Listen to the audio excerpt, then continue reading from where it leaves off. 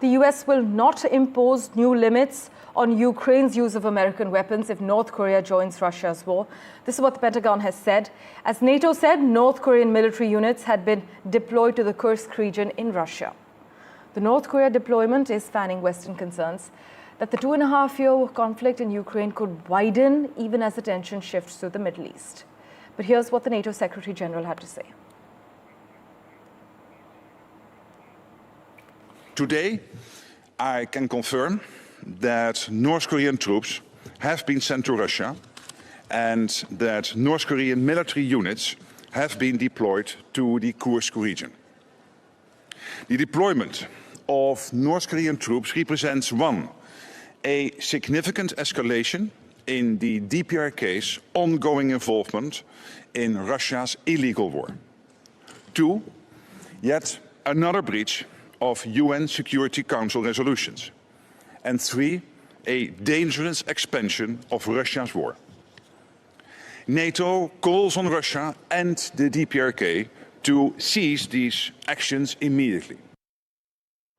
Mr. Novak's with us from New York for a quick comment on this matter as well. Sir, how do you assess the implications of the deepening military cooperation between Russia and North Korea for security dynamics, especially in the Indo-Pacific and Euro-Atlantic regions? What are the specific threats? What do they say about this partnership, and how should international actors actually respond to this latest move?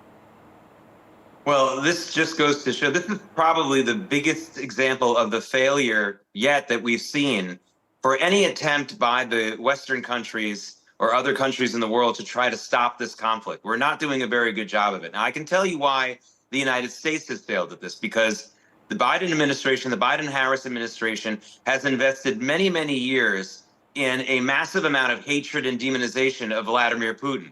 Now, he deserves a lot of it. Don't get me wrong. He deserves a lot of it. But we haven't been honest with the American people. They haven't been honest with the American people about what it's going to cost us and where the escalations like this could go unless we put aside a little bit of that hatred and try to work more on a peaceful solution. We haven't heard the word peace from Joe Biden. We haven't heard the word peace from Kamala Harris when it comes to this. And I don't think that they were prepared for this. I think everyone was surprised by this importation of North Korean troops into the region. Now, again, that doesn't mean we have to give in to every one of Vladimir Putin's demands, but it does show that we have failed not only to stop this escalation, but to level with the American people and with the people of the rest of the world. What is at stake here? This is really like studying World War I in college again. We find out that these things just keep escalating and escalating. There's no real coordinated effort for peace. And there's got to be a way to get some kind of an agreement here without capitulating to every one of Vladimir Putin's demands, because he's clearly not willing to stop for any reason whatsoever unless he gets some certain modicum of respect out of this whole deal. This is a really scary development. There's no denying that. In fact, many highlight that there has actually been no real coordination as far as peace efforts are concerned. Several leaders in the West assert that North Korean soldiers are deployed to support Russia's war of aggression and that it is a grave escalation, as you have highlighted. But, Mr. Novak, the US also says it will not impose new limits on Ukraine's use of American weapons if North Korea joins Russia's war.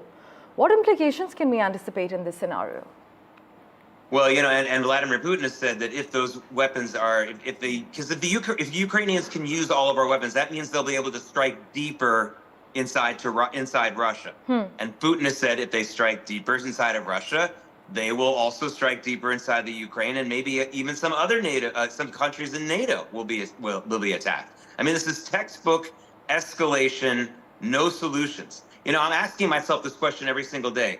Where are the diplomats? Where are the people who want to make peace? Yes, some of them are very egotistical, like Henry Kissinger. Some of them want to be famous. I get it. But you know what? That's a decent price to pay if they really do want to try to make a big-time peace agreement. Indeed. And I think we can all agree, everyone watching, we don't know where the diplomats are. Where is today's Henry Kissinger? Where is today's big peacemaker? I don't see anybody on the stage. And that is probably the most troubling thing of all. Mr. Novak, thank you so much, as always, for joining us with your insight.